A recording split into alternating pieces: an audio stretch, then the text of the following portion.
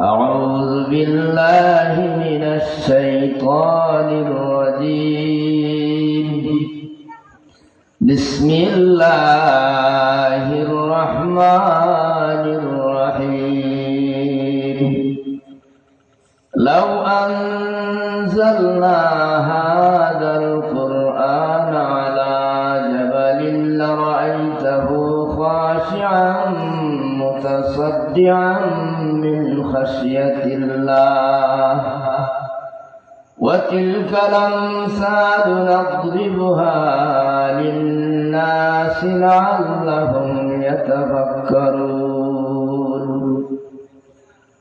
وقال تعالى في شان حبيبه ومحبوبه مخبرا وآمرا إن الله وملائكته يصلون على النبي يا أيها الذين آمنوا صلوا عليه وسلموا تسليما اللهم صل على سيدنا مولانا محمد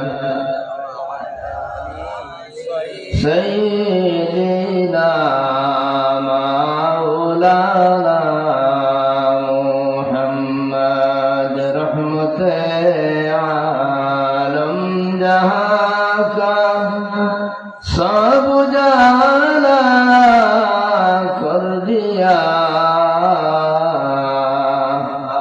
رحمت رحمان کا مرکز مدینہ بن گیا اللہم صلی علی سیدنا مولانا محمد وعلى آله سيدنا مولانا محمد لا إله إلا الله لا إله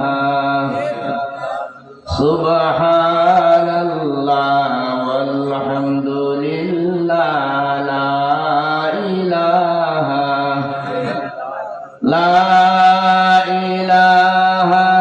إلا الله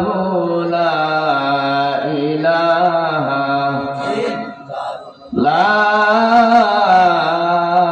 إله إلا الله محمد رسول الله صلى الله عليه وسلم الحمد لله আল্লাহ পাকের লক্ষ কোটি শুকরিয়া যে আল্লাহ রাব্বুল আলামিন এই পবিত্র মেরাজের চাঁদে আমাদেরকে এই হিফজুল কুরআন লতিফিয়া হিফজুল কুরআন মাদ্রাসার সামনে বসার মতো তৌফিক আল্লাহ পাক আমাদেরকে দিলেন। আমরা সে আল্লাহর শানশাহী দরবারে শুকরিয়া আদায় আবার বলি আলহামদুলিল্লাহ। আসলে আজকে আমি ওয়াজ করার কথা না করতে বাধ্য হয়েছে, এই কারণে আমাদের যিনি আজকে প্রধান বক্তা ছিলেন উনি বিশেষ কারণে কুমিল্লাতে চলে গেছেন। সকালে ফোন দিয়েছেন যে আপনি দয়া করে সভা চালাইয়েন, আমি তো অসুবিধার মধ্যে পড়ছি। এই হিসাবে নাইলে আমার প্রতিষ্ঠানের ওয়াজ আমি করা এটা খাটে না। তো যাই হোক, আপনারা যারা উপস্থিত আছেন, যারা দোকানপাটে আছেন, আমি অনুরোধ করবো যারা দোকানপাটে ঘোরাফেরা করতেছেন মাহফিলে তশরিফ আনার জন্য। যেখানে একটা প্রতিষ্ঠানের উদ্যোগে ওয়াজ যুব সংঘরা উদ্যোগ নিয়েছেন, ওয়াজ করাইতেছেন।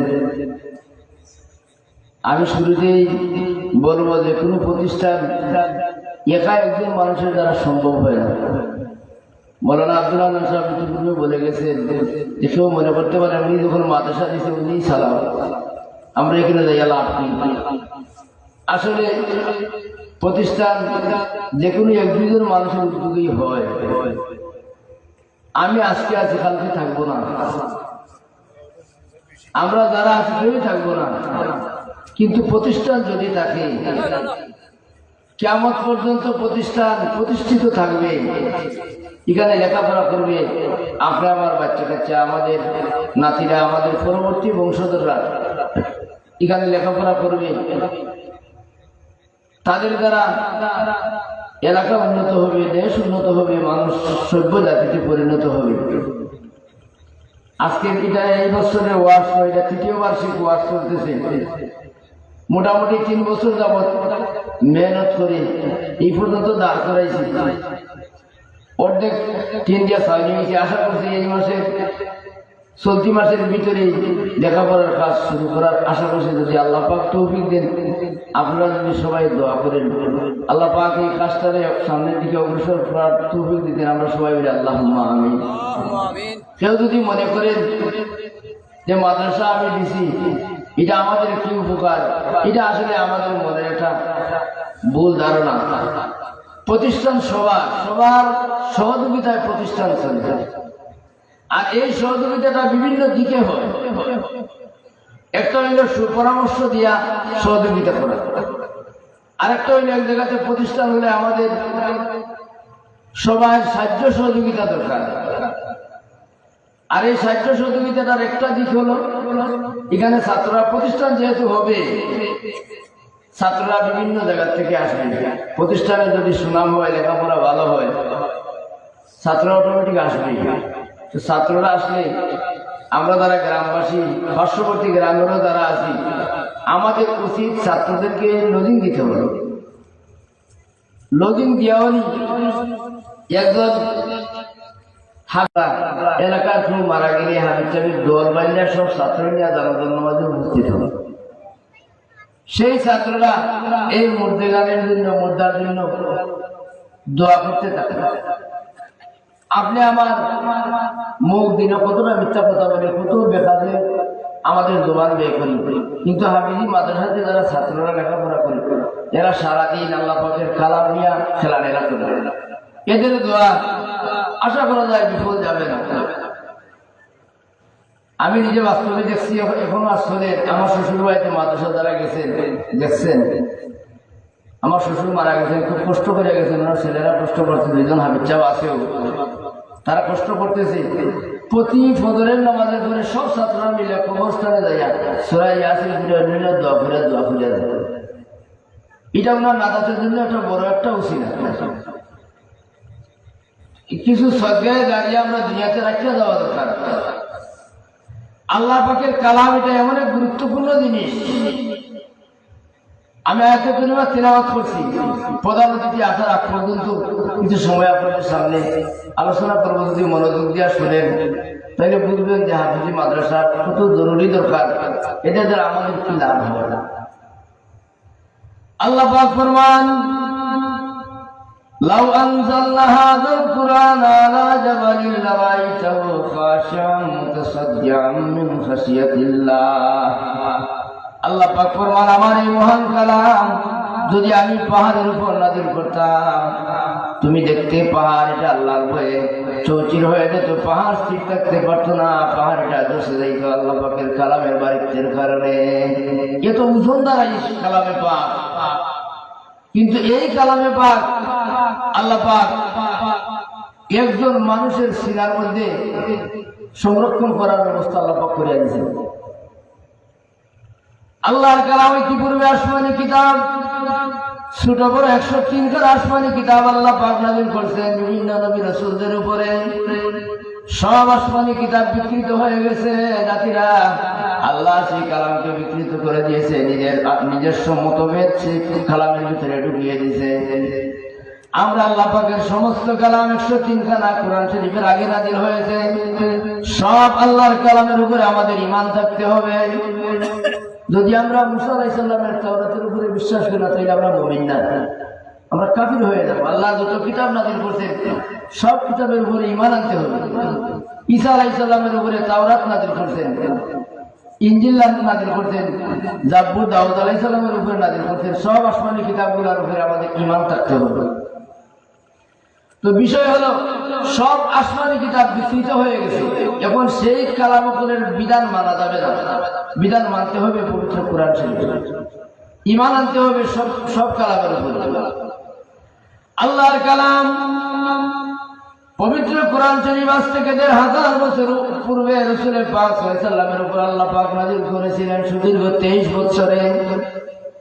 এই কালামে পাকের স্থায়িত্ব এত বেশি, কিয়ামত পর্যন্ত এই কালামে পাকে একটা দের জবর নকতা পরিবর্তন করার ক্ষমতা পৃথিবীর কোন মানুষের নাই। আল্লাহ পাক নিজে ঘোষণা দেন, ইন্না নাহনু নাযালনা যিকরা ওয়া ইন্না লাহু লাহাফিজুন। আল্লাহ পাক ফরমান, আমার কালাম আমি নাযিল করেছি, আর সেই কালামকে হেফাজত করার দায়িত্ব আমি আল্লাহ নিজে নিয়েছি। বলেন সুবহানাল্লাহ। একটা জের জবর যদি কেউ পরিবর্তন করতে চায়, এটা উম্মতে মুহাম্মাদের কোন একজনের কাছে না একজনের কাছে ধরা পড়বে। এটা বিকৃত করা কিয়ামত পর্যন্ত কারো দ্বারা সম্ভব না, কারণ আল্লাহ পাকে হেফাজতের দায়িত্ব নিয়েছেন। আর সেই হেফাজতটা কিভাবে করছেন? আল্লাহ রাসূলের উম্মতের সিনায় সিনায় সেই কালামে পাক সংরক্ষণের ব্যবস্থা করছেন।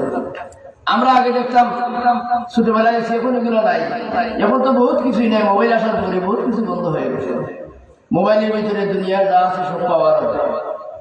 আগে আমরা বাজারে দেখছি বিভিন্ন গরম এলাকাতে করছে 2 টাকায় যায় একটা কবিতার বই পাওয়া যেতে পারে, অমুকের কাহিনীর উপরে একটা কবিতা আছে 2 টাকায় যায় কিনা মিলত, পড়তে মজাই লাগতো। এই কবিতাও যদি একজনে পড়ে একবার 2বার 3বার পড়লে মোটামুটি মুখস্থ হয়।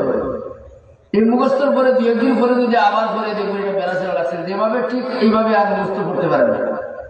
কিন্তু আল্লাহ পাকের সেই কালাম 30 পারার সেই কালামে পাক 6666 আয়াত, মতান্তর আছে, আরো বেশ সময় আছে, বিভিন্ন রেওয়ায়েতে পাওয়া যায়। একজন হাফেজ সাহেবের সিনার মধ্যে যদি থাকে, উনি 1 মাস পরে বললো দেখবেন একটা দেড় দেবনত্ব পর্যন্ত ভুল হয় না। এর একমাত্র কারণ আল্লাহ পাক ফরমাইছেন, আমি আমার কালামকে হেফাজত করার দায়িত্ব নিয়েছি। কয়েক লাইনের কবিতা মুখস্থ থাকে না আমরা কয়দিন গেলেই, কিন্তু আল্লাহর কালাম সূরা ফাতিহা শুরু থেকে নিয়ে শেষ পর্যন্ত সূরা নাসের জিন্নাতি ওয়ান নাস পর্যন্ত কোন কোন হাফেজের সিনার মধ্যে একবার আয়নার মতো দগ্ধ থাকে।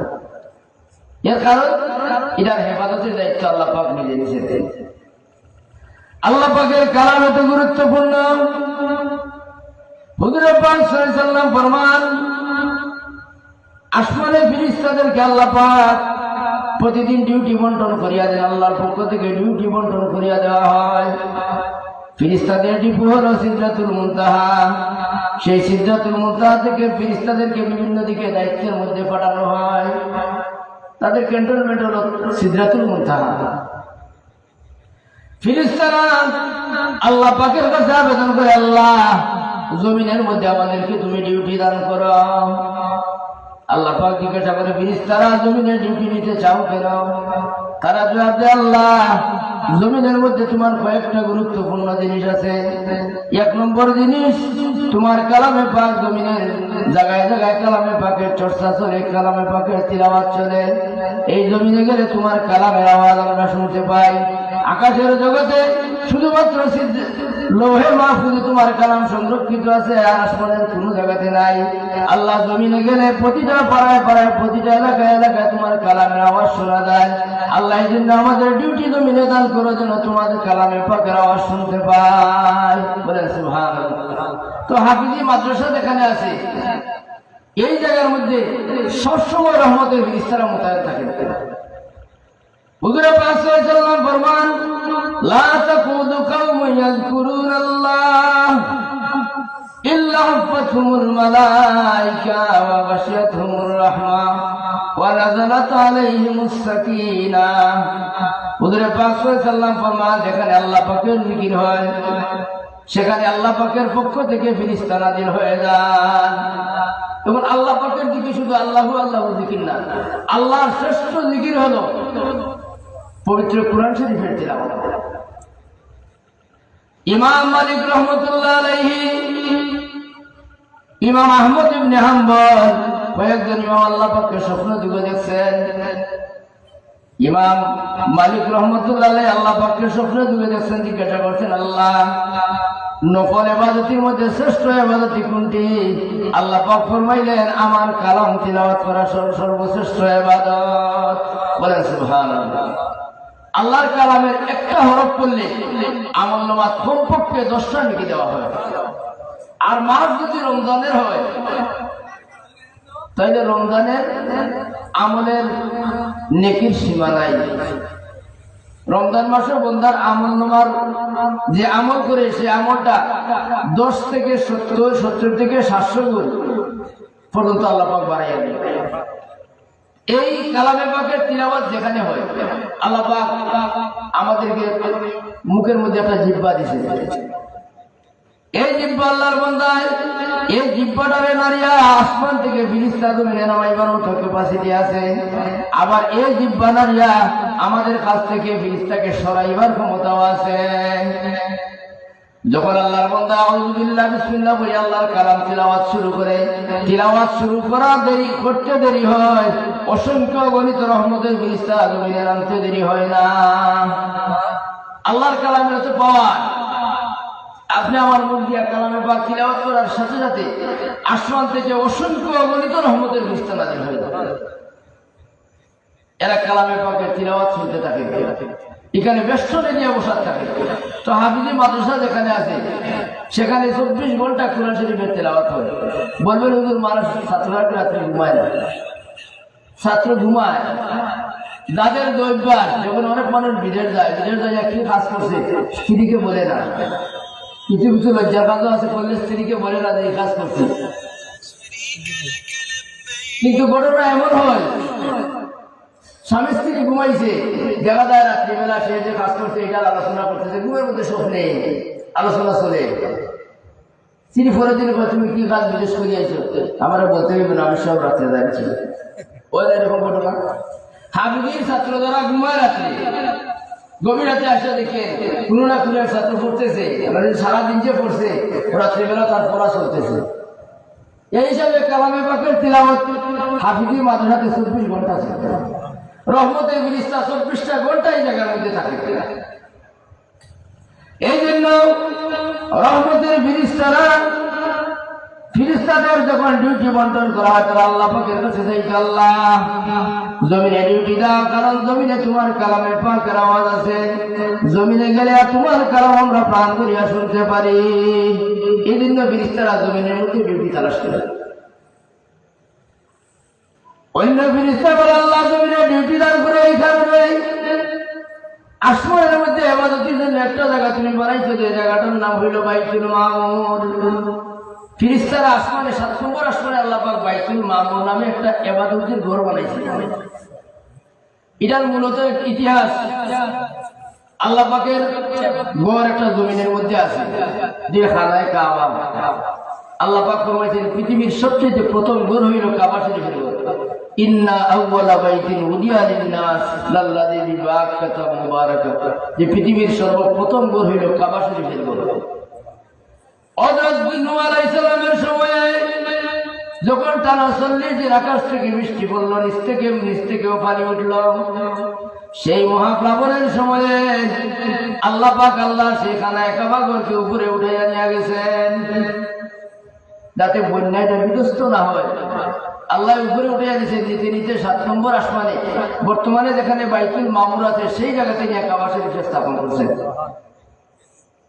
কাবা শরীফটা হইল সুদা, কাবা শরীফের সুদা 7 নম্বর আসমানে বাইতুল মামুর অবস্থিত। বাইতুল মামুরের সুদা উপরে আল্লাহ পাকের আরশ, আরশের সুদা উপরে কুরসি, কুরসির উপরে লৌহ, লৌহের উপরে কলম, একবারে সুদা সুদি আছে। এই যে বাইতুল মামুর আল্লাহ পাক সৃষ্টি করছেন 7 নম্বর আসমানে, সৃষ্টি করার পর থেকে প্রতিদিন 70,000 ফেরেশতা বাইতুল মামুরকে তওয়াফ করেন, ইবাদত করেন।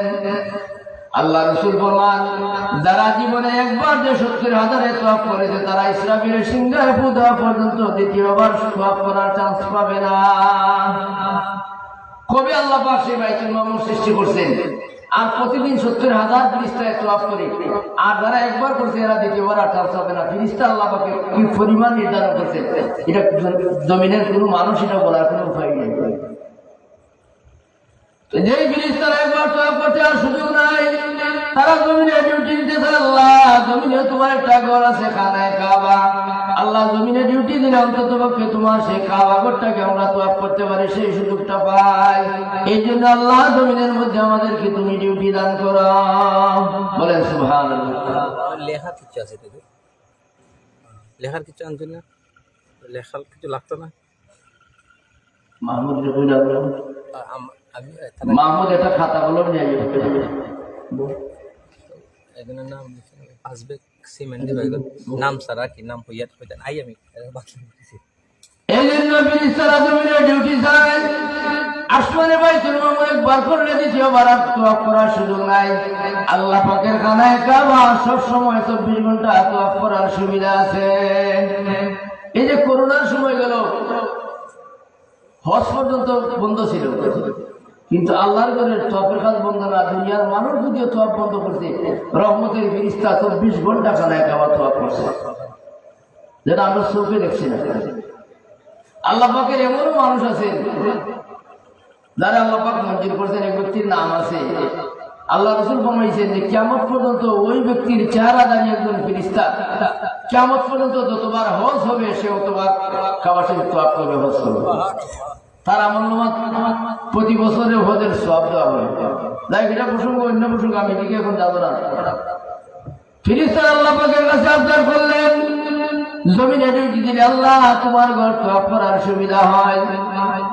ফেরেশতারা আরো আবদার করলেন, আল্লাহ জমিনের মধ্যে তোমার হাবিব শাহিদ আছে, আমরা যদি জমিনের মধ্যে ডিউটি পাই তাহলে তোমার হাবিবের রওজা শরীফ তওয়াফ করারও আমাদের সুবিধা হয়। এই জন্য ফেরেশতারা জমিনের মধ্যে তারা ডিউটি করতে আসে। এই জমিনে কোরআন থাকার কারণে জমিনের এত দাম, ফেরেশতারা সদা সর্বদা এখানে ডিউটি করবে। তো হাজির, এই হাফিজি মাদ্রাসাতে আল্লাহর কালাম সবসময় পড়া হবে। আমরা চিন্তাধারা আগামী বছর যদি আল্লাহ তৌফিক দেন নুরানি শিক্ষা করারও চিন্তাধারা আছে। কারণ শুধু হাফিজি দিয়া হাফিজি মাদ্রাসা চলে না, সাথে সাথে পাশাপাশি নুরানি শিক্ষা লাগে। নুরানি শিক্ষার মধ্যে ছেলে মেয়েরা ছোট ছোটরা পড়তে পারে। এটার এমন এক সিস্টেম, দেখবেন একবারে ছোট বাচ্চা কথাবার্তা পড়ছে 40টা হাদিস মুখস্থ করানো হয়, অর্থ সহ তারা পারে লেখা। এটা স্কুলে বা কেজি মেজিতে এইভাবে লেখা টেখা হবে না, এটা ট্রেনিং আছে, ট্রেনিং দিয়ে যারা ট্রেনিং দিয়ে আসে এত সুন্দর করে লিখতে পারে। এই ব্যবস্থা আপনাদের সহযোগিতা যদি থাকে তো এটা আস্তে আস্তে করা হবে ইনশাআল্লাহ। তো এই পবিত্র কালামে পাক, এত মহান কালাম আল্লাহ পাক ফরমান, এটা আমি আমার পয়গম্বর, আমার শেষ নবী হাবিব কিবরিয়া সাল্লাল্লাহু আলাইহি সাল্লামের উম্মতের মধ্যে আমি এই ক্যাপাসিটি দান করি, তারা যারা সিনার মধ্যে কালামে পাক সংরক্ষণ করে রাখে। এই কালামের মহত্ব বাড়িত্ব এত বেশি, হুজুরে পাক সাল্লাল্লাহু আলাইহি সাল্লাম ফরমান, যেখানে কালামে পাকের তিলাওয়াত হয় সেখানে আল্লাহ পাকের পক্ষ থেকে রহমত নাযিল হইতে থাকে। এটা এলাকা উন্নত হইতে পারে একটা হাফিজি মাদ্রাসার কারণে।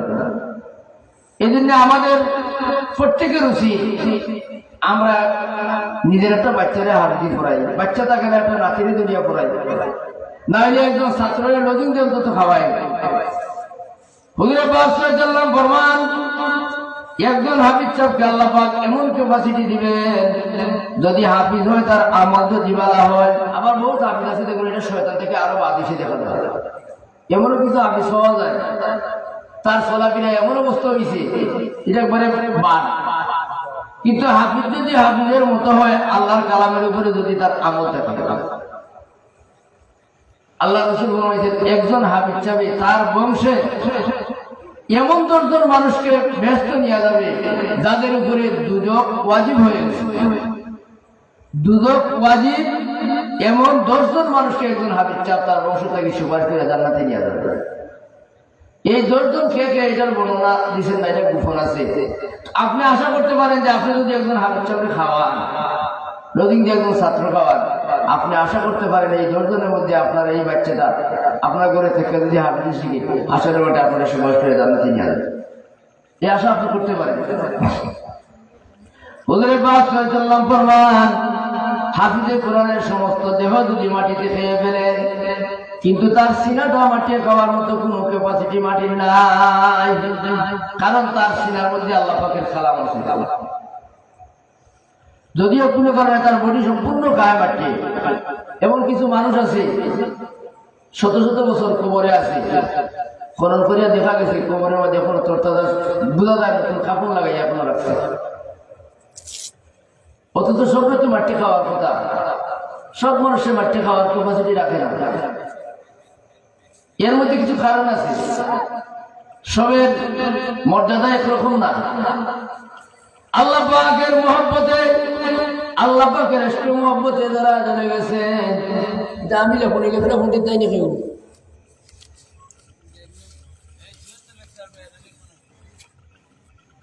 সে একজনই 5 বস্তা সিমেন্ট দিবা, ওটা লেখো মৌলানা আব্দুর রহমান নাম লিখে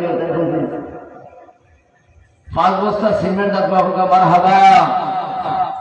মারহাবা কিন্তু ফুসা লাগে না, তো দূরে বলেন মারহাবা, নারে তাকবীর। আয় আল্লাহ, তোমার বান্দা বাবা নির্ধারণ করছেন, আল্লাহ তার দানে তুমি কবুল করো। আয় আল্লাহ, দানের সিলায় দুনিয়া আখিরাতের বাড়াই নসিব ফরমাও, বেমার আজার থেকে হেফাজত করো আল্লাহ। দনে দনে আল্লাহ তুমি শান্তিতে দুনিয়াতে বসবাস করার তৌফিক দিও, আমিন ইয়া রাব্বাল আলামিন। হুজুর পাক সাল্লাল্লাহু ফরমান, মান কারাল কুরআনা ওয়া আমিলা বিমা ফিহি উলবিসা ওয়ালিদাহু তাজান ইয়াউমাল কিয়ামাহ। হুজুর পাক সাল্লাল্লাহু ফরমান, যে ব্যক্তি আল্লাহর কালাম শিক্ষা লাভ করলো আর কালামের পাকের বিধিবিধান মানিয়ে তার জীবন পরিচালনা করলো, আল্লাহ পাক হাসরের মাঠে তার মা বাবাকে এমন একটা নূরের তাজ দান করবে, যে নূরের তাজের আলো সূর্যের চাইতে আরো উত্তম আলো দিবে। বলেন সুবহানাল্লাহ। একজন কালামে পাক যিনি পড়ছেন, উনি আলিমুন হাফিজুন, যদি সেই অনুযায়ী জীবন পরিচালনা করেন, আল্লাহ পাক আলিমের মা বাবাকে, হাফিজের মা বাবাকে এমন একটা তাজ কিয়ামতের মাঠে তার মাথার মধ্যে দিবেন, এমন সম্মানে ভূষিত করবেন, যেই নূরের তাজ সূর্যের আলোতে যে আরো বেশি জ্বলজ্বলে হবে, আরো বেশি মর্যাদা সম্পন্ন হবে। বলেন সুবহানাল্লাহ। এই জন্য আমরা আমাদের যারা বাচ্চা কাচ্চা আছে, নাতিহাত যারা আছে, আমরা চেষ্টা করি বংশ থেকে একটা বাচ্চারে হাফিজ বানাই। হইতে পারে এই বাচ্চা দ্বারা আল্লাহ পাক আমাকে হাসরের মাঠে নাজাতের ব্যবস্থা করে দিতে পারে। এই জন্য যেখানে শুধু আমার এখানে না, যেখানে হাফিজি মাদ্রাসা আছে, একটু খেয়াল নজর নিয়ে বাচ্চারা আছে, যদি পারেন বাজারে আপেল ফুল পাওয়া যায়, যে কোনো হাফিজি মাদ্রাসাতে 2 কেজি আপেল ফুল খাওয়ান, এরা মাসুল তাদের দোয়া আল্লাহ পাক কবুল করবে। আপনারা জানেন কিনা না, অনেকেই জানেন, ফুলতিরি সাহেব বাড়িতে যারা আসা যাওয়া আছে, কোনো সময়ে দেখা যায় জোহরের নামাজের পরে কোনোদিন আপেলের কার্টন, কয়েক কার্টন আপেল মানুষে পাঠাইছে, বড় সময়ে বড়ই ফাটায়, আঙ্গুর ফাটায়, আর জোহরের নামাজের পরে কতটা দেখে না পরে বড় সময় বাচ্চা বাচ্চা দিতে থাকে, মানুষ একটা আশা নিয়ে ফাটায়। আর এখানে হইলে এতিমখানা ও হাফিজি মাদ্রাসা 2টা আছে। ফুলতলি এতিমখানাতে মেয়ে মনে হয় 12-1300 মেয়ে আছে। এদেরকে এমন এক ব্যবস্থাপনায় রাখছেন, আপনি দেখলে বুঝছেন না যে এটা একটা এতিম বাচ্চা, এত যত্ন করিয়া রাখছেন। 2000-এর উপরে এতিম ছেলেরা আছে, মেয়েদের আলাদা থাকার ঘর দোয়ার সব কিছু আছে, মেয়েরা দেখাশোনা করে, কেউ লাগাল কেউ পায় না। এরা যে খেদমত করিয়া গেছে, এই ইসারে সাহেবের মাহফিল গেল গত জানুয়ারির 15 তারিখ, 27 লক্ষ টাকা বন্টন করা হয়েছে। 27 লক্ষ টাকার সামানা দেওয়া হয়েছে শুধু সাবের ইসারে সাহেব উপলক্ষে মানুষদের। একটু আগে ওই দিনে ওয়াজ ফিরে গেছেন যে দান করলে কমে না, দান করলে বাড়ে। 1000 টাকা মানিক মিয়া সাথে ফিতা লিখলে এতে ভাইয়া ফিতা জন্য 1000 টাকা মারহাবা। কালেকশন আসলে আমি করবো না, কালেকশন হুজুর আছেন, দূর থেকে হুজুর আসছেন, আপনি কালেকশন করবেন। আর যদি আপনার ইচ্ছা করে দিন তো আমি তো ফালাই যেত সম্ভাবনা বাবার অনেক সময় আমার হতে পারে হুজুর আমার কালেকশন শুরু করতে দেবো ওয়াজ করে বিনাশ করার জন্য। আসলে এই উদ্দেশ্য আমার না। এই ঘর খালিস মুখলিস নিয়ত যদি থাকে আল্লাহ মানুষের মন যুগে দেবে, এটা অটোমেটিক হবে। আর যদি লোকজনের নিয়তে কেউ কোনো কাজ করে এটার মধ্যে ব্যাঘাত ঘটবে, যে ভালো কাজের মধ্যে ছোট বাধা থাকে। খালিস মুখলিস ভাবে কাজ করলে কি সওয়াব হয়, কি লাভ হয়, আমি আপনাদের সামনে এটা ঘটনা শুনতে বলছি। হুজুর আসার সময় হয়ে গেছে। রাসূল পাক সাল্লাল্লাহু আলাইহি ওয়াসাল্লাম যখন মক্কার কাফির মুশরিকের নির্যাতনে অতিষ্ঠ হয়ে মক্কা ছেড়ে মদিনায় চলে যান, সে যাওয়ার সময় রাত্রি যখন ফুয়ালুর অবস্থা হয়ে গেছে, কাফির মুশরিকরা পেয়ে যাবে, আল্লাহ রাসূল সওর গুহার মধ্যে আশ্রয় নিছেন। সেই গুহাটাও নিশাতে না, বহুত উঁচাতে, এটা ঘুরিয়ে ঘুরিয়ে ঘুরে ঘুরে উঠতে আমি নিজে উঠছি। একবারে যেখানে আল্লাহ রাসূল আর আবু বকরকে নিয়ে ঢুকছিলেন সেই জায়গাতে আমি ঘুমাইয়া পর্যন্ত যাইছি। তো যাওয়ার সময় হয়েছে সৈন্য শক্তি দেখায়। আমরা বাংলাদেশের আর ইন্ডিয়ার মানুষ হতো যায় একবারে লাঠি লইয়া মরবার টাইম মানে হয়, তাতে এখান থেকে আইয়ে কোনো মতো খবর দিতে হবে। আসলে এইভাবে না, হদের মধ্যে কষ্ট আছে। উল্লেখযোগ্য জায়গা দেখতে হইলে সৈন্য শক্তি দরকার আছে। আমি 2টা পাহাড়ে উঠছি, যেখানে আল্লাহ রাসূল আত্মগোপন করছিলেন, লুকাইছিলেন যে পাহাড় এটাতে উঠছি, এটাতে প্রায় 1 ঘন্টার মতো সময় লাগছে উঠতে। আর যেখানে কোরআন শরীফ নাজিল হয়েছে, কোরআন শরীফের সর্বপ্রথম যে গুহার মধ্যে নাজিল হয়েছে, এটা সবচেয়ে উঁচা পাহাড় মক্কা শরীফের মধ্যে, গারে হেরা, জাবালে নূর। সেই গারে হেরা তো যেখানে আল্লাহ রাসূল জিয়ারত করতেন, সেই জায়গাতে বসে দোয়া করে আছে। এটার মধ্যে উঠতে 1 ঘন্টা 15 মিনিট সময় লাগছে। যাওয়ার সময় পাহাড় গুলাতে উঠতে সময় সাথে পানি টানি নিয়ে যাওয়া লাগে। মরুভূমির দেশ, আমরা তো বাংলাদেশি মানুষ, পানির পিপাসা ধরে একটু জায়গা উঠলে পানি টানি নিয়ে উঠতে হয়। তো যাই হোক, আল্লাহ রাসূল যে গুহাতে আশ্রয় নিছিলেন বহু উঁচা জায়গাতে, সেই গুহাতে যাওয়ার পরে হযরত আবু বকর সিদ্দিক রাদিয়াল্লাহু তাআলা আনহু রাসূল পাক সাল্লাল্লাহু আলাইহি ওয়াসাল্লামকে বললেন, ইয়া রাসূলুল্লাহ, এই গুহাতে আমরা আশ্রয় নিব, আপনি অপেক্ষা করেন, আপনি বাইরে থাকেন, আমি আবু বকর আগে ভিতরে যাইয়া দেখি এটা গুহার অবস্থাটা কেমন। আল্লাহ রাসূলের কি মহব্বত ছিল আবু বকরের। আল্লাহ রাসূল আবু বকর সম্পর্কে ফরমাইছেন যে আমি আমার সাহাবী যে যত দান করছে ইসলামের জন্য, আমার জন্য যে যত কিছু করছে, সবের বদলা আমি দিয়া গেছি, কিন্তু একজনের বদলা দেওয়া সম্ভব হয়েছে না, সেই আমার আবু বকর। বলেন সুবহানাল্লাহ। একদিন চাঁদনি রাত্রিতে আমাদের আয়েশা সিদ্দিকা রাদিয়াল্লাহু তাআলা আনহা হুজরা শরীফ থেকে বাইরে দিকে মাথা বাইরে করে আকাশে তারকা গুনতেছেন। তারকা গুনলে কি শেষ করা সম্ভব? উনি তারকা গুনতেছেন। আল্লাহ রাসূল জিজ্ঞাসা করেন, আয়েশা তুমি কি করতেছো? আয়েশা বলে, ইয়া রাসূলুল্লাহ, ইয়া হাবিবাল্লাহ, আমি আকাশের তারকা গুনতেছি। আল্লাহ রাসূল জিজ্ঞাসা করেন, হ্যাঁ আল্লাহ রাসূলকে আয়েশা জিজ্ঞাসা করেন, ইয়া রাসূলুল্লাহ, এত তারকা এটা গনিয়া তো শেষ করা সম্ভব না। ইয়া রাসূলুল্লাহ, আপনার সাহাবীর মধ্যে কি এমন কোন সাহাবী আছেন যার নেকি সে আকাশের তারকার চাইতে বেশি? হুজুর পাক সাল্লাল্লাহু আলাইহি ওয়াসাল্লাম জবাব দিলেন, আয়েশা, আকাশে যত তারকা দেখো এর চাইতে বেশি নাকি আমার উমরের আছে। আয়েশার চেহারাটা মলিন হয়ে গেছে। আল্লাহ রাসূল জিজ্ঞাসা করেন, আয়েশা, তোমার চেহারা মলিন, তোমার বাবার নাম বলি না, এই কারণে মনে হয়। আবু বকরের মেয়ে তো আয়েশা।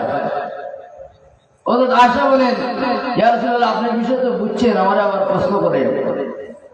হুজুর পাক সাল্লাল্লাহু আলাইহি ওয়াসাল্লাম বলেন, আয়েশা, তুমি বেজার হওয়ার কোনো কিছু না, তোমার বাবার এক রাতের ইবাদতই উমরের সারা জিন্দেগীর ইবাদতের সমান না। বলেন সুবহানাল্লাহ। পরিমাণ দিয়েছেন আকাশের তারকার চাইতে উমরের নাকি বেশি। আর আবু বকরের নেকি সম্পর্কে ফরমাইছেন যে আবু বকরের এক রাত্রের ইবাদতের নেকি উমরের সারা জীবনের নেকি চাইতে বেশি। বলেন সুবহানাল্লাহ। আয়েশা খুশি হয়ে গেছে। সেই রাত্রিটা ছিল হিজরতের রাত্রি। আল্লাহ রাসূলকে গুহার পাশে দাঁড় করে আবু বকর ভিতরে গেছেন। ইয়া রাসূলুল্লাহ, আমি ভিতর অবজার্ভ করি আসি, ভিতরটা আমি দেখে আসি কেমন অবস্থা, সেখানে কোনো জীবজন্তু আছে কিনা আপনাকে আঘাত করার মতো। সে আবু বকর ভিতরে গেছে, দেখেন বহু ছিদ্র গুহার মধ্যে আছে। উনি ছিদ্র দেখিয়া ওনার গামছা পাঞ্জাবি যা ছিল সব যা ছিদ্র একটা একটা করে খাটছেন। খাটার পরে একটা ছিদ্র রইয়াই গেছে, আর খাপড় নাই। এটার পায়ের মুড়া দিয়া চাপ দিয়া পাও লম্বা করিয়া দিয়েছেন। আর আল্লাহ রসুল সেই উমর আবু বকরের কুরাতের মধ্যে ক্লান্ত শ্রান্ত হয়ে আসছেন রাত্রিবেলা, এখানের মধ্যে আরাম ফরমাইছেন। আল্লাহ রসুলের দিকে আরাম ফরমাইছেন। আর গুহার ভিতরে সেই গর্তের মধ্যে একটা সাপ ছিল। সেই সাপ প্রতিটা গর্তের দিকে বাইরে হইতে চাইছে, এটা বন্ধ করা, বাইরে হওয়ার কোনো উপায় নাই। এক জায়গার মধ্যে আসে রেখে একটু তুলতে নরম মনে হয়, সাপ এই জায়গার মধ্যে চুবল মারছে। সেই বিষাক্ত সাপের চুবলে আবু বকর রাদিয়াল্লাহু তাআলা আনহুর পা থেকে 20 মাথা পর্যন্ত চেহারা বিবর্ণ হয়ে গেছে। এই বিষের কারণে চোখ থেকে একটু গরম পানি পড়ছে, আল্লাহ রাসূলের ঘুম ভেঙে গেছে। যাই ঘটনা এখানে থাকুক, আমি যে কথা বলছিলাম যে সামান্য কাজ যদি খুলুসিয়ত থাকে, আল্লাহ রাসূল যখন গুহায় ঢুকছে, মাকড়সার ছিল সেখানে, মাকড়সার ডেইনের মধ্যে আল্লাহ পাক উপস্থিত করেছেন যে আমার হাবিব এখানে ঢুকছেন, তারে কিভাবে রক্ষা করা যায়, কাফির মুশরিকের হাত থেকে তুমি ব্যবস্থা করো। সেই মাকড়সা তার মধ্যে আল্লাহ পাক একটাই ব্যবস্থা দিয়েছেন, সে জাল কিনতে পারে। মাকড়ের জাল কি খুব শক্ত জাল হয়নি, যেখানে বুলেট টুলেট মারলে ওইটা ভাঙবে না। আল্লাহ পাক মাকড়ের জাল সম্পর্কে কোরআন শরীফে বলেছেন, ইন্না হানাল বুয়ুতি লাবাইতুল আনকাবুত। আল্লাহ পাক বলেছেন পৃথিবীর মধ্যে সবচেয়ে দুর্বল ঘর হইল মাকড়সার। এর থেকে আর দুর্বল কোনো ঘর নাই। দেখবেন বাতাসাইয়া রাস্তা দিলে যে 60টার মধ্যে সিঙ্গার মধ্যে যে বাজছে, 60টা যদি লাগা দেয় তার বাসা বাসা শেষ। আল্লাহ পাক নিজে ঘোষণা দিচ্ছেন যে সবচেয়ে দুর্বল বাসা হইল মাকড়সার বাসা। মাকড়ের অন্তরে যখন আল্লাহ পাকের রাসূলের মহব্বত চলে আসে, মাকড় চিন্তা করলো আল্লাহর হাবিব এখানে গুহার মধ্যে ঢুকছে, আমি আল্লাহর হাবিবকে কিভাবে আড়াল করতে পারি, কিভাবে কাফির হাত থেকে বাঁচাইতে পারি, কি সাহায্য আমি করতে পারি।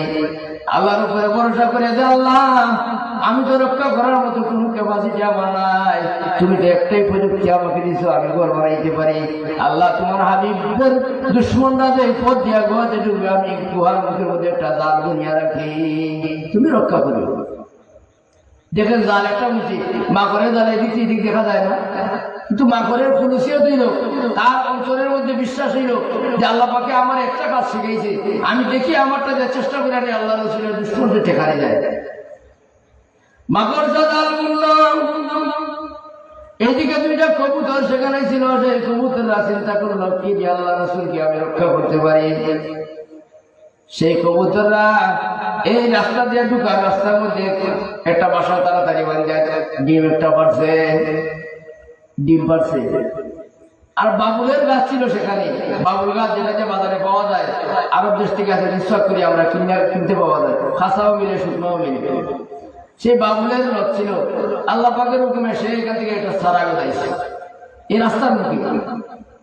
উদ্দেশ্য তাদের তিনজনের দুশ্মনের হাত থেকে আল্লাহ রসুলকে রক্ষা করা। বলেন সুবহানাল্লাহ।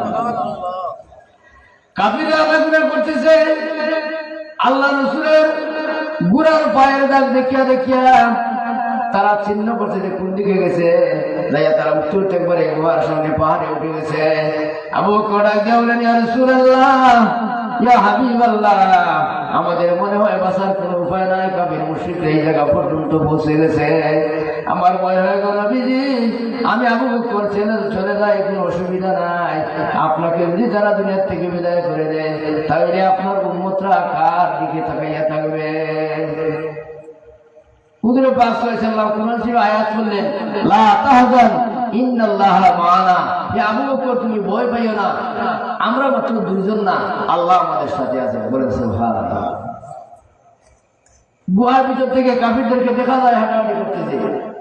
এক কাফির বলল, আমার পুরোপুরি বিশ্বাস এই গুহার ভিতরে মানুষ আছে, মুহাম্মদ এই গুহার ভিতরে ঢুকছে। আরেক কাফির মাকড়ের সারা জাল দেখে বলতেছে, তুমি কি ব্যাকল, তোমার মাথা কি এতটুকু বুঝো নাই, যদি একজন মানুষ এদিকে ঢুকতো তাইলে মাকড়ের জাল রাস্তার মুখে তাকে কিভাবে? না না, এখানে ঢুকছে না। দেখছেন মাকড়সা যে খালিস নিয়ত, তার নিয়তে কাফির আটকে ঢুকার কথা ছিল, সে আটকা পড়ে গেছে। আসলে তো ঠিক, মানুষ ঢুকলে মাকড়ের ঘর তাকে কিভাবে? আরেক কাফির বলল, এখানে মানুষ নাই, মানুষ যদি যুক্ত তৈরি রাস্তার মুখে কবুতরে ডিম পারিয়া বাচ্চা ডিমরে তা দিতেছে ডিম ওম দিতেছে, এটা কিভাবে হয়? এই বাসা তো থাকার কথা না, তাদের ফায়ার লাগে তো বাসায় কিন্তু বাংলার কথা। আরেকটা দিনে নিয়ে দেখি এখানে আমাদের বাবুলের সারা একটা যখন নতুন চারা আসছে, যদি মানুষ যদি উষ্টা হয়ে যায় সারা এটা কোন সময় লাগিয়ে দিতে, তারা দৃঢ় বিশ্বাস এখানে কোনো মানুষ ঢুকছে না। কিন্তু এই তিনটা জিনিস আল্লাহ রসুলের মহব্বতে এই কাজ করছে। আল্লাহ পাক তিনটা জিনিসকে পুরস্কৃত করছে। মাকড় তাকে আল্লাহ পাক খুশি হয়ে ঘোষণা দিয়েছেন, হে মাকড়, আমি তোমাকে সৃষ্টি করেছি, ইতিপূর্বে তুমি তোমার পায়ে হাঁটিয়ে হাঁটিয়ে তোমার খাদ্য জোগাড় করতে হইত। তুমি আমার হাবিবের প্রতি এত মহব্বত দেখানোর কারণে আমি তোমাকে একটা নিয়ামত দান করলাম। তুমি পৃথিবীর যে কোনো জায়গায়, যে কোনো মানুষের ঘরে, যে কোনো গাছের ডালে তুমি তোমার জাল দুনিয়া বসে থাকবে, আমি আল্লাহ কুদরতিভাবে খাওয়ার ব্যবস্থা তোমার ঘরে করে দিব। বলেন সুবহানাল্লাহ। যেমন দেখেন মাকড় এ গোর বানাইয়া জায়গায় জায়গায় গোর বানাইয়া বসা, তার এখানে মশা দাইয়া লাগে, মাছি দাইয়া লাগে, বেড়াচেরা লাগে। কোনো সময় দেখবেন উলুফুকা উঠে, উলুফুক যখন বেশি উঠে দেখবেন মাকড়ের দাম একটা আছে তাড়াতাড়ি আইয়া এটা তাড়াতাড়ি চিন্তা চেপে দিয়ে এখানে রাখে, আটটা আছে এটা দাইয়া ফেলে রাখে। দেখছেন কোনো দিন খুব তাড়াতাড়ি কাজ করে, যেটা ঢুকে এটা বেড়ে রাখে দেয়, এটা দেওয়ার কোনো উপায় নেই। আল্লাহ পাকে এসে আল্লাহ রসুলের প্রতি মহব্বত করার কারণে আল্লাহ রসুল এমন নিয়ামত মাকড়সাকে দিলেন যে তার ঘরের মধ্যে বসে বসে সে আহারের ব্যবস্থা আল্লাহ পাক করিয়া দিলেন। সেই সুবিধা কিভাবে পেল?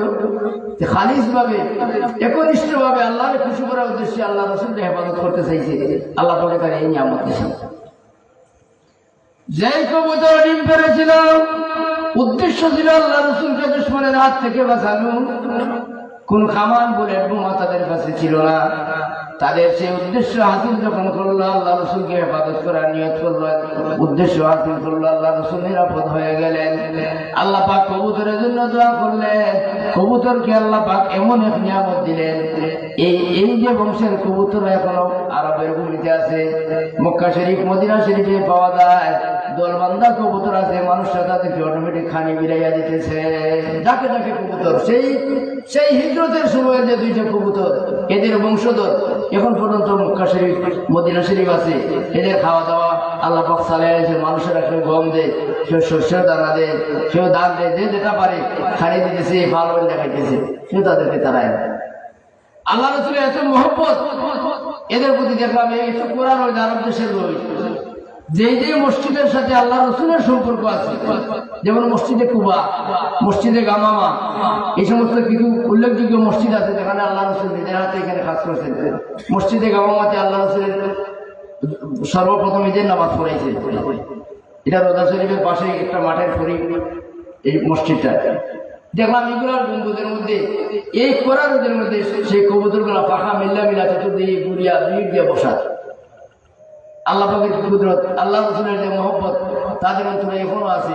এরা পাখা মিল্লা সেই আল্লাহ রসুলের স্মৃতি যত জায়গাতে আছে সেই জায়গাগুলো তারা দখল করিয়াছে। খাওয়ার সময় মানুষরা খাওয়াইতেছে।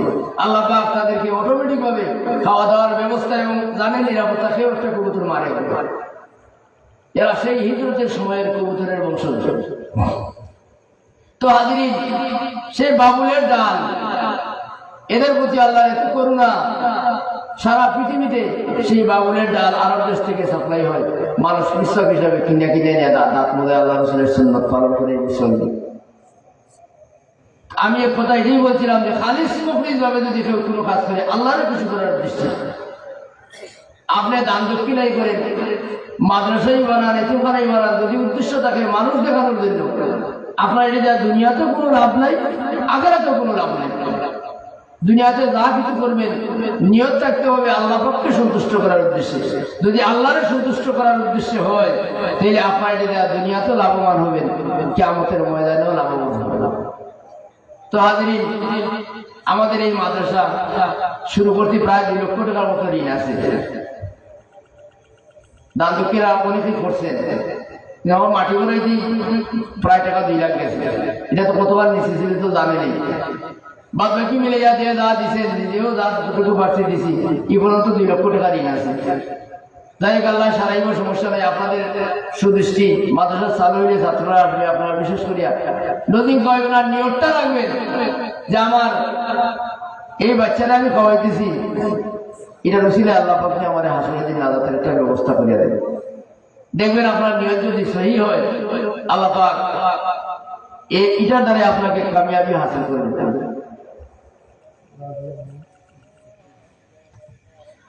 আল্লাহুম্মা সাল্লি আলা সাইয়্যিদিনা মাওলানা মুহাম্মাদ ওয়া আলা আলি সাইয়্যিদিনা মাওলানা মুহাম্মাদ। ডাকলে কি প্রাণ হইবে শীতল, নবীজি আপনায় না দেখিলে দুই নয়নে, দেখা দাও গো প্রাণের নবীজি ঘুমের ঘরে স্বপনে।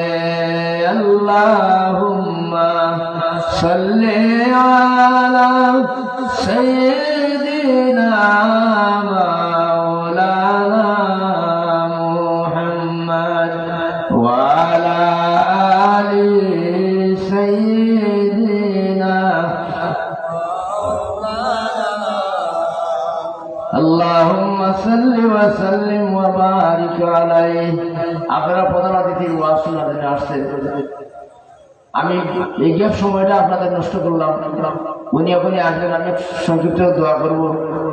হুজুরের মূল্যবান নসিহত আপনাদের সামনে পেশ করবেন। হুজুরের আলোচনার পরে আপনারা যে যা কিছু দান করার করিয়ে। আল্লাহুম্মা আমিন। আলহামদুলিল্লাহি রাব্বিল আলামিন ওয়া আকিবাতুল মুত্তাকিন ওয়াসসালাতু ওয়াসসালামু আলা সাইয়্যিদিল মুরসালিন ওয়া আলা আলিহি ওয়া আসহাবিহি আজমাইন। اللهم ربنا لا تزغ قلوبنا بعد إذ هديتنا وهب لنا من لدنك رحمة إنك أنت الوهاب।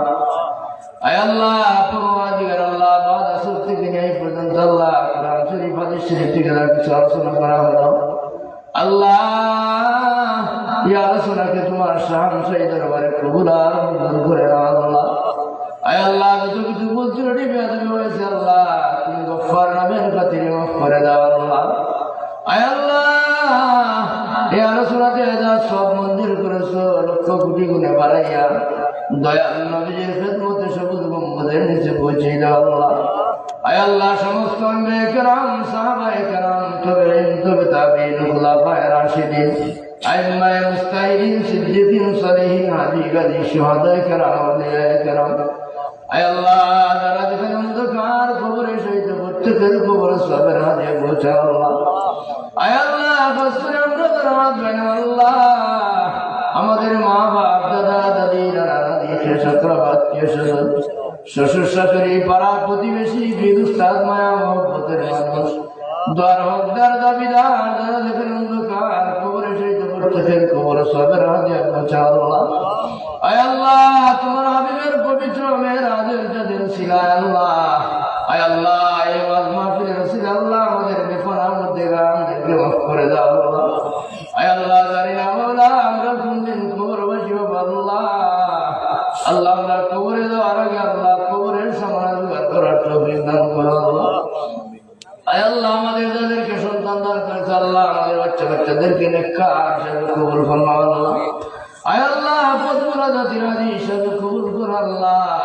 ফিতনা ফাসাদের সময় আল্লাহ আমাদের বাচ্চা কাচ্চাকে আল্লাহ তুমি পথহারা পথগুলা করিও না। আল্লাহ আয় আল্লাহ, আল্লাহ তুমি আমাদেরকে মাফ করে দাও। আল্লাহ আমাদের কবরবাসী মা বাবাকে মাফ করে দাও। আল্লাহ আয় আল্লাহ, যাদের মা বাবা এখনো হায়াতে জিন্দেগিতে বাকি আছেন আল্লাহ মা বাবার নেক হায়াত নসিব করো। আল্লাহ আয় আল্লাহ, যে মা বাবার দিকে মায়ের নজরে তাকাইলে এমন নামাজ নফল মকবুল হজের সওয়াব হয়। আল্লাহ আয় আল্লাহ, এই নিয়ামত যাদের দুনিয়াতে বাকি আছেন আল্লাহ সন্তানদেরকে মা বাপের পরিচয় হওয়ার তৌফিক দান করো। আল্লাহ মা বাবার খেদমত করিয়া জান্নাতি হওয়ার তৌফিক তুমি নসিব করো। আল্লাহ আয় আল্লাহ, আমার মতো গুনাহগারকে আল্লাহ যতদিন দুনিয়াতে রাখো আল্লাহ দিনের খেদমত করার তৌফিক তুমি নসিব করো। আল্লাহ আয় আল্লাহ দুনিয়াতে কোনো সম্পদ নাই, সম্পদ আছে আল্লাহ, কবরে কোনো সম্পদ যাবে না আল্লাহ। আল্লাহ আমার ভাই ইসমাইল আওলাদদেরকে আল্লাহ তুমি নেক হায়াত নসিব করো আল্লাহ।